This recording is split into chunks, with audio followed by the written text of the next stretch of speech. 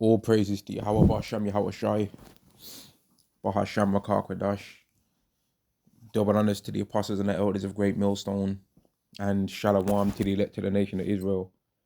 And this is going to be a video on a particular catchphrase that's found in the Batman movie, where Bane, the character Bane, says to which some people view Bane as the villain in that movie, right? And that's quite debatable, to be honest with you, because he was coming up against a wicked power structure that has kept like the majority poor. So it's kind of debatable whether he's the villain or the good guy in that movie. But he says a statement to Batman where he says, victory has defeated you, right? And then I've recently heard somebody else use that same phrase, right?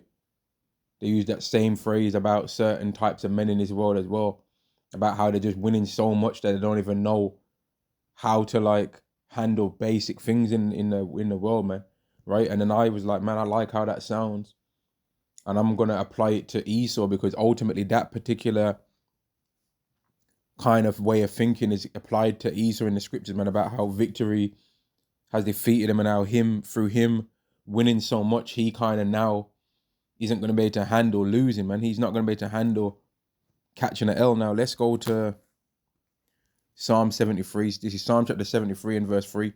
For I was envious at the foolish when I saw the prosperity of the wicked, for there are no bands in their death, but their strength is firm. They are not in trouble as other men, neither are they plagued like other men, because they're winning all the time. They're having victory after victory. This nation of people have been winning for centuries, man. Every single plan that they've tried to make has actually been able to happen. At a macro level, there's still minor things that they can't have exactly the way they want to, but at a macro level, they've been able to guide the way how the society has been going for centuries. Their nation and their family names have been able to guide the society. They've been guiding it in blindness, but they've been guiding the society for like centuries and decades, man. And because of that, they don't know how to lose, right? And because of that, because of never having any losses, they have not gained the necessary things that the elect of the nation of Israel have gained through being tried in the furnace of fire, right? Like the scriptures say about how, my son, if thou come to serve the Lord, prepare thy soul for temptation, and goes into how acceptable men are put through the furnace of adversity. They catch hell. They go through things. They know loss. They know how to lose, right? They know what it feels like to want something and to not have it. They know what it feels like to have the skill to do something, and yet for some reason it still does not come to pass. We know what it's like to be cursed, and even among the 2/3, right? They're catching hell too. They just don't understand that they're catching hell, but they know how to lose, man. They've been catching hells. They've been losing, man. Whereas among the Idumeans, they don't know how to catch hell. They don't know. Among he does not know how to catch and how to lose. And that's why they're ranting and raving, marching, protesting right now. And the person that's oppressing them is their own self, but they're so stupid and oblivious that they don't even know that it's their own fault, and they're to blame for their own problems, right? And the things that they're crying about, they still ain't even really gone through nothing yet. Even though they're complaining and ranting and raving still now, they still ain't really, when you really think about it, they still ain't really been through nothing, man. They ain't really gone through anything, right? Verse 6, therefore pride compasseth them about as a chain, violence covereth them as a garment, victory is defeated them, man. Because they're just catching so much wins over and over and over again that they've decided to do more and more and more, but they did not remember that at the end of it, and they did not remember that they did not know that their hurtful works was going to get to a point where they now you can't do anymore. Yahweh's going to be like, okay, that's enough. Now from this point on, nothing that you do ever again are you going to win. And they don't understand that. They thought that they were going to always be able to continually keep winning, because for the longest time, if you was to check their reality, that's how it's been. So it's almost like they'd be stupid to think that they can lose when you consider how much they've been winning, right? Verse 7, their eyes stand out with fatness. They have more than heart could wish. They are corrupt and speak wickedly concerning oppression. They speak loftily, and of course they're going to speak loftily concerning oppression if they're the ones that's always doing the oppression and never the ones that's oppressed. Of course they're going to speak light about it. Of course they're going to make claims that, oh, everyone's been through this at one point or another. You're never going to get any revenge. I don't believe in reincarnation, because if a group of people that oppress everyone believes in reincarnation, then if they ever find themselves in a position where they're now oppressed, they deserve it because they are reincarnated and they are a person that in the past life was oppressing somebody else. So of course people that are oppressors are not going to want to believe in reincarnation. Verse 9, they set their mouth against the heavens and their tongue walking through the earth. They're proud.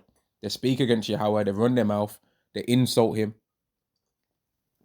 They insult his only begotten son, and they insult the children of Israel as well, right? Which the only begotten son is a member of the children of Israel, but he's also his own standalone thing too, right? Because he existed before the Israelites existed, yet he is an Israelite himself, right?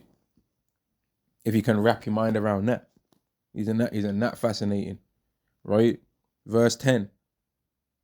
Therefore his people return hither, and waters of a full cup are wrung out to them. And they say, how doth God know? And is there any knowledge in the Most High? Because victory is defeated them. It makes you grow proud, man. And there's a scripture in the book of Wisdom of Solomon, the first chapter, that says, don't bring death unto yourself with the works of your hands. And then it goes into how about foolish men thought that they understood it, right? And you know what? Let me read it. I don't even plan on making this video be that long, but it's a that victory has defeated you slogan, and that saying, that term fits these Edomites heavily, man. Right? These Idumeans, these E's. Wisdom of Solomon chapter 1 and verse 12. Seek not death in the air of your life, and pull not upon yourselves destruction with the works of your hands. For God made not death, neither hath he pleasure in the destruction of the living. For he created all things that they might have their being, and the generations of the world were healthful, and there is no poison of destruction in them, nor the kingdom of death upon the earth. And he's made the kingdom of death. That's what this place is, man. A kingdom of just everything's unalive, man. It's this way. I was outside earlier, and pretty much the smell of urine was following me around. Now, some people might say, "Oh, that was because you. That was you that you smelled like that. You stink. It was you that smelled like urine." No, because I'm wearing the same things I was wearing prior, and I'm no longer outdoors, and I can't smell that smell of urine. But when I was outdoors, everywhere that I went, the smell of urine was in the air, man.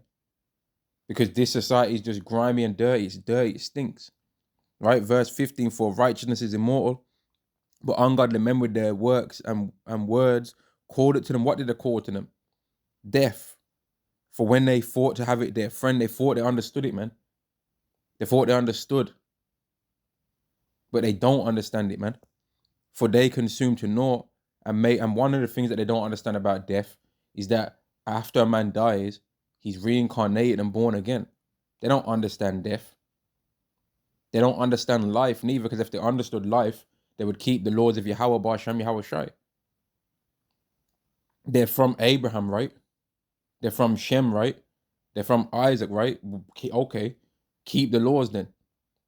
The Christianity branch of E likes to claim that they're spiritual Israel, right? Okay, keep the spiritual laws then.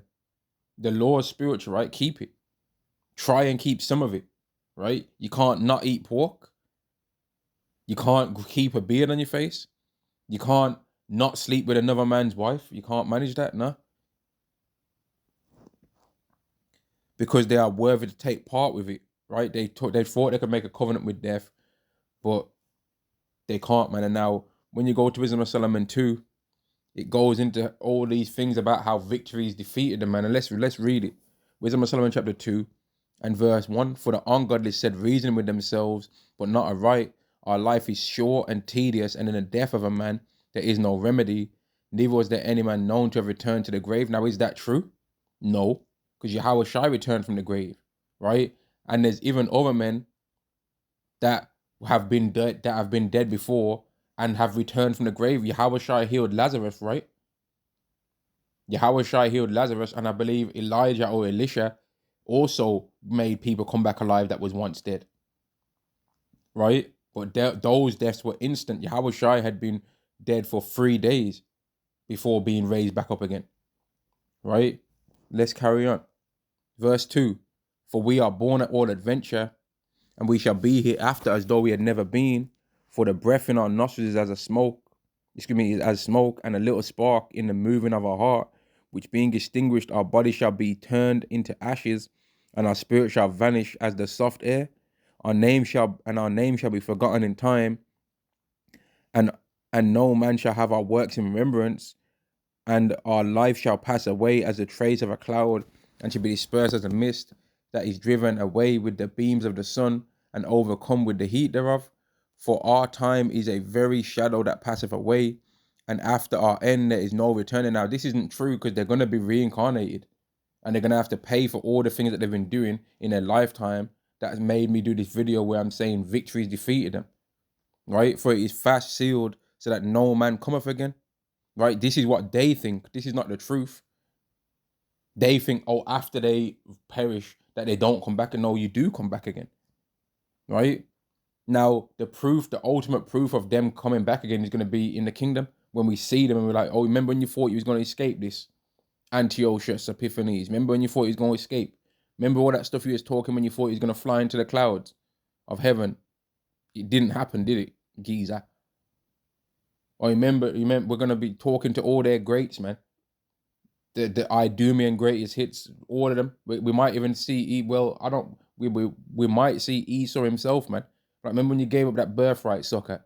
You know what I mean? We might see Esau, Uncle E, man. Big Unks, Uncle E himself. We're like, yo, Unks, what are you saying, fam? You know what I mean? What are you saying, Uncle E? What are you saying, man? Remember when you slid up out that birthright to our forefather, Granddad Jacob? Remember when you slid up out of that, man? Remember when you slid up out of that birthright, Uncle E? We might see E himself, man. The first and the foremost, the first one, man. E, real E, man. The realist, the real E. Not the ones that are watered down after. No, real E, man. The one that ate the real, actually tasted the lentils, man. The red pottage, him. We might see him and be like, oh, was it even what did it even taste like? That red pottage. We might interview him, man. Remember that pottage that you ate? What was that? What was you saying? What was that pottage saying, man? How comes you didn't eat nothing else? How comes you didn't just eat some of the apples and pears and oranges and watermelons and mangoes and melons that was around, man? Why did you sell the birthright for the red pottage? Why couldn't you have just ate all of the other food that didn't require cooking that was around? Didn't Rebecca have didn't Rebecca have any bread on standby that you could have ate bread? Hadn't she baked any bread that day? What's up, man? Verse 6, come on, therefore, let us enjoy the good things that are present, and let us speedily use the creatures like as in youth. And they did that, and therefore, in doing it, victories defeated them, because while they were doing this, they did a lot of madness. Verse 7, let us fill ourselves with costly wine and ointments. Now, what if the costly wine was owned by another nation? Don't matter. Let our strength be the law of justice, for that which is feeble is found to be nothing worth. What if the ointments was in another nation's land and required the other nation's land to get the ointments? It don't matter. Let our strength be the law of justice, for that which is feeble is found to be of none worth. Let us crown ourselves with rosebuds before they be withered. What if the rosebuds that they wanted to crown themselves with was in another group of people's lands? Don't matter. Let our strength be the law of justice, for that which is feeble is found to be nothing worth. Verse 9, let none of us go without our part of voluptuousness. Let us leave tokens of our joyfulness in every place. What if that place that they want to leave their tokens of joyfulness there is another person's land, and those other people don't want them there? It don't matter. Let our strength be the law of justice, for that which is feeble is found to be nothing worth, right? For this is our portion, and our lot is this. Verse 10, let us oppress the poor righteous man. What if the poor righteous man doesn't want to be oppressed? It don't matter. Let our strength be the law of justice, for that which is feeble is found to be nothing worth, right? Let us not spare the widow. What if the widow wants to be spared? What if the widow's like, I want to be spared, man? It don't matter in their eyes, because they let their strength be the law of justice, and that which is feeble is found to be nothing worth. That's what they think. That's not the truth. This is what they think though, and they was able to do it over and over and over again and get victory after victory after victory, and their victories defeated them because they're going to end up now doing more and more works, and they're going to go too far to the left hand side, and Yahweh's going to have to correct the balance that's been gone off. Remember, a false balance is an abomination to Yahweh, you know. So if the world's let's just picture this in our minds right now, man. I'm trying to picture it myself, that the earth's got a scale on it, yeah, and that balance is zero, but Esau's rulership's made it keep going minus 1, -2, -3, -4, -5, -6, and he's setting the balance off, right? He's setting the balance off, man. He's making it not be how it's supposed to be, right? And then he goes too far over to where it's -0. Well, eventually something's going to have to happen to make it start gradually going back 99, 97, 90, 80, 85, -50, you know what I mean? It's going to go -50, it's going to go from -100, and the balance is going to start going back gradually to the 0 that I mentioned earlier. And then when Yahweh Shai shows up, the world's going to be more righteous than wicked, man. The wickedness that's gonna be the balance to offload all the righteousness that the Israelites are gonna be doing is gonna be the heathens that are gonna be striving to try and keep the laws of Yahweh, but are still gonna always continually fall short. Because the balance of the unjust balance is still gonna be an abomination to Yahweh even in the kingdom. So even all the righteousness that the Israelites are gonna be doing is going to be kept balanced by all the sins that the heathen are going to be committing, and how we're going to have to, as Israelites and rulers of the earth, judge the sins that are committed, right? That's how I picture it in my mind, how the kingdom's going to go, man. And that's the things that make me be like, yeah, this makes sense. This kingdom makes sense now. I don't think there's nothing to debate over or to argue with each other over, because the kingdom is going to be beautiful anyway. We know we're going to keep the laws, and we know that the heathen are not going to keep them, right? I'm just saying that as far as the balance thing I just said then, like, that's how it fits in my mind, how I think about it, man, that we're going to be keeping all the laws and we're going to be 100% righteous, but the heathen are going to be not keeping all of the laws. So that's going to keep the balance of, you know what I mean, righteousness and unrighteousness, man. But among us, you're not going to find no iniquity. Verse 10, let us oppress the poor righteous man. Let us not spare the widow, nor reverence the ancient grey hairs of the aged. Let our strength be the law of justice, for that which is feeble is found to be nothing worth. Victory after victory, and victory is defeated him, man. Verse 12, therefore let us lie in wait for the righteous, because he is not for our turn, and is clean, contrary to our doings. And that's why you had this bogged out, bold-headed Edomite spazzing out, doing it with his little speech that he copied from somebody else, by the way. Talking about, you are nothing, you are envy, you are this, you are that. No, you're envy. Don't be telling us we're envy. No, you are. Right? And then that guy was talking so tough, and I was looking at him, I was like, this guy, right, he's not even Edomite tough. He ain't even Edomite tough, man. That guy's like a desk guy, man. Running his mouth, talking up his mouth. The Edomites are pathetic, man. Absolutely pathetic. He upbraideth us with our offending the law, and objective to our infamy, the transgressions of our education. And we're starting to talk about these Edomites and all the things that they did that were wicked, and how they got their victories by being wicked. They never got their victories in this lifetime by being righteous. They never got the kingdom, the rulership of the kingdom, by keeping the laws of Yahweh. They got it through the sword. No matter what they say, they got it through the sword, man. And that's why they're all, if they're ever going to spend money somewhere, it's always going to be on the sword. They'll never have no money for anything else, but they'll always have money to build up the sword and expand the sword, though.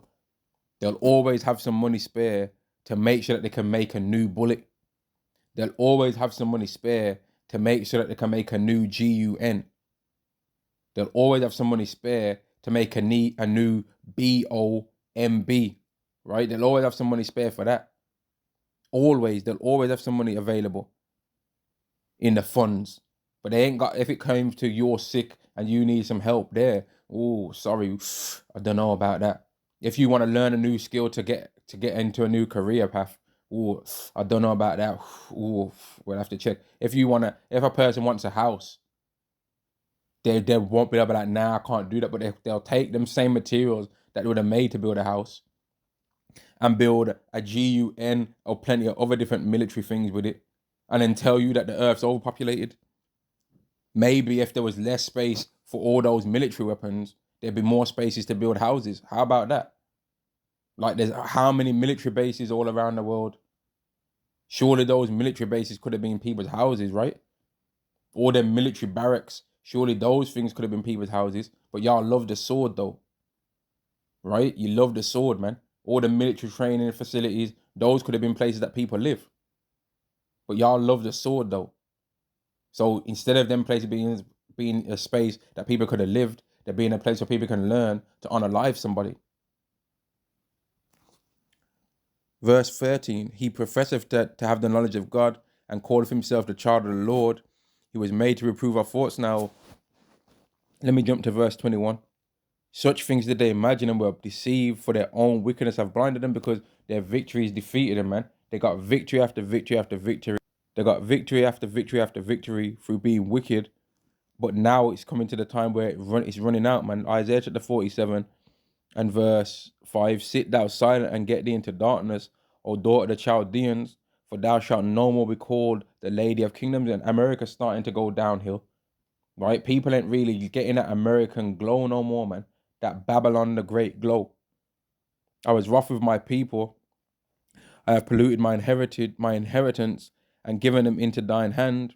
Thou didst show them no mercy, and upon the ancient hast thou very heavily laid thy yoke. Isn't that what I read in Wisdom of Solomon 2? Pretty much the same thing, just worded different. And thou sayest, I shall be a lady forever, so that thou didst not lay these things to thy heart. Neither didst remember the latter end of it, because victory defeated them, and they thought they were just going to always win. Right? Their inward thought is that they should continue forever. They call their land they call their lands after their own names, man. Right? Victory defeated them. They always was winning, and they ended up believing that they could never lose. Verse 8. Therefore, hear now this, thou that art given to pleasures, thou that's always been winning, you who's always been winning, listen up, right? That dwellest carelessly, that sayest in thine heart, I am, and none else beside me. I'm always going to be on charge ruling, and ain't going to be nobody else ruling in this future other than me. I shall not sit as a widow. I ain't going to know how to lose anything. The man can be literally getting told by somebody that's already experienced the power of another nation and say, you don't feel it now, but eventually in the future, you're going to feel the influence. You're going to feel the influence. And he'll say, man, don't tell me how I'm going to feel. I'm going to feel very well, and I'm going to feel very good. He'll say that to him right in his face, right? He'll look him right dead in his eyes and say, I'm going to feel very well. I'm going to feel very good. Don't tell me I'm going to feel. You ain't got the cards. You ain't holding any cards. You're playing around with WW3. That's what he'll tell him. He don't believe he'll be a widow, right? Neither shall thou know the loss of children. Neither shall I know the loss of children. That's what they believe. They thought, man, we ain't going to ever lose nothing. We're always going to be winning, man. Always, every day. We've been winning, ain't we? We make these plans that we're doing now, all the things that we're doing now, we planned them about centuries ago. And it's happened, ain't it? Every time we plan a trick that we want to set somebody up and take this or take that, our strength has been a law of justice. And everything that was feeble has been found nothing worth every time prior. So why should it be any different? It was that way for the first 100 times, and it's going to be that way the 101st time as well. And if we decide to do it 102nd time, it's going to be that way the 102nd time. That's what they think. It's not going to be the case, but that's what they think, because Yahweh designed them to catch bare wins, get proud because of the wins that they got, and then victory is going to defeat them, because the day is going to come where they're going to try and do those things, and it's not going to work anymore. Right? Verse 10, for thou hast trusted in thy wickedness, thou hast said, none seeth me. Thy wisdom and thy knowledge have perverted thee, and thou hast said in thine heart, I am, and none else beside me. Therefore shall evil come upon thee, that therefore shall evil come upon thee, thou shalt not know from whence it riseth, and mischief shall fall upon thee, thou shalt not be able to pull it off, and desolation shall come upon thee suddenly, which thou shalt not know. There's going to come an end of the winds, right? Yahweh's going to visit Egypt, right? And because its hurtful works are fulfilled. Verse 12, stand now with thine enchantments, and with the multitude of thy sorceries wherein thou hast labored from thy youth. If so be, thou shalt be able to profit. If so be, thou mayest prevail. Thou art wearied in the multitude of thy counsels. Let now the astrologers, the stargazers, the monthly prognosticators, all your best men that you think can help you, all of them. Get every single one of them. Oh, you think this guy? Oh, you tried an astrologer and it didn't work. Okay, get a stargazer then. Or you tried a stargazer and what he said it didn't work. Okay, get a monthly prognosticator then.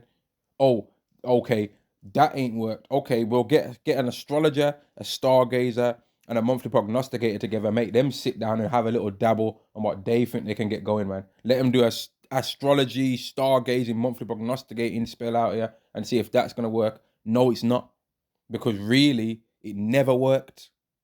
That's the thing that they don't get. It really never worked. Yahweh was always just looking down from the heavens at you clowns, being like, okay, they think if they do this, and this, it's gonna make this happen. You know what? I'm gonna have to stomach these people. I'm gonna have to stomach this nation that I've made, that I've designed for wrath. But I'm gonna have to stomach them with long suffering, and I'm gonna have to sanction this foolishness that these filthy humans are planning down there.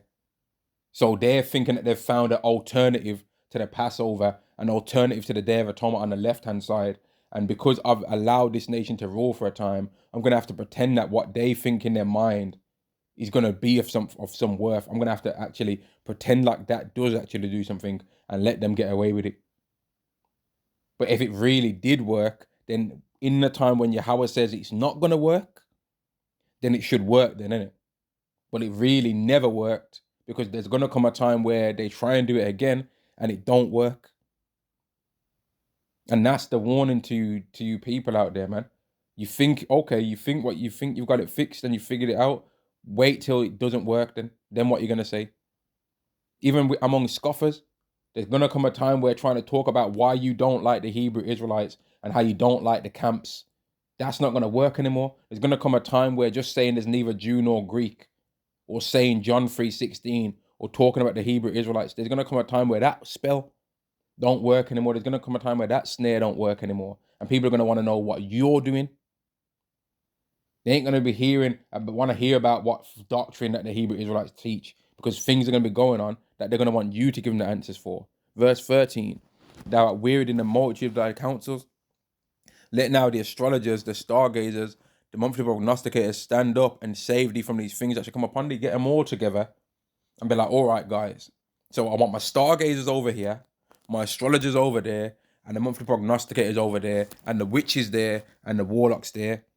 Get it together, right? They might grab them by the collar, man. Yo, get it together. We need a monthly stargazing, prognosticating, witch and warlock spell stat. We need it. We need one of these. And they're all going to get together chatting false as hell.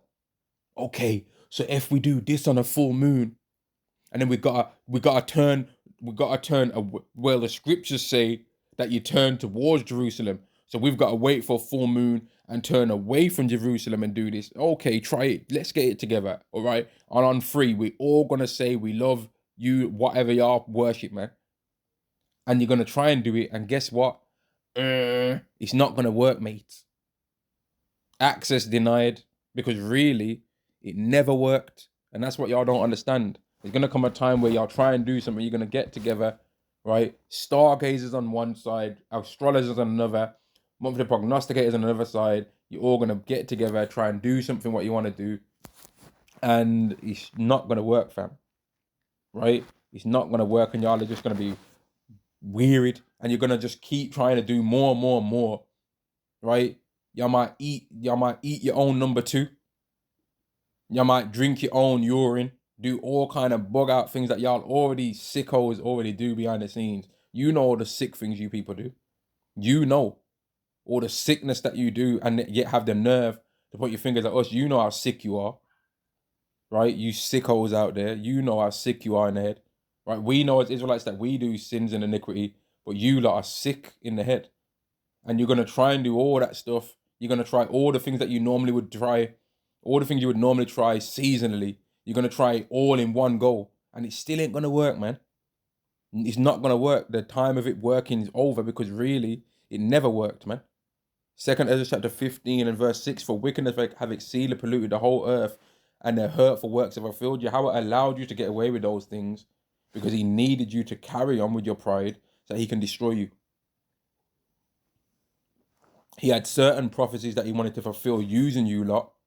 And now after he's made you do them, it's over. And really, it's pretty much the MOTB is going to be one of the points where from this point on, now you lose all the time, because part of Yahweh's plan is the MOTB. Part of your plan is the MOTB.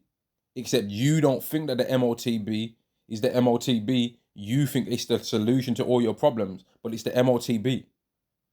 You don't think it is. You think, oh, it's my technology. No, it's the MOTB. And when you've done that, you're going to start to realize that your kingdom's going to fall at a rapid rate, man.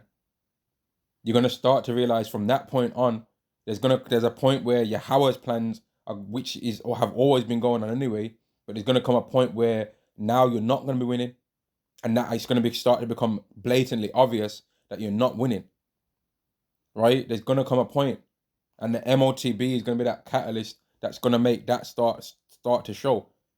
After the MOTB, you're still going to think you're winning, but that's the point where you're actually not going to be winning, because behind the scenes, while you're getting ready to say peace and safety, all your allies are going to be getting ready to get rid of you off the earth, right? That's what they're going to be getting ready to do, man. Because once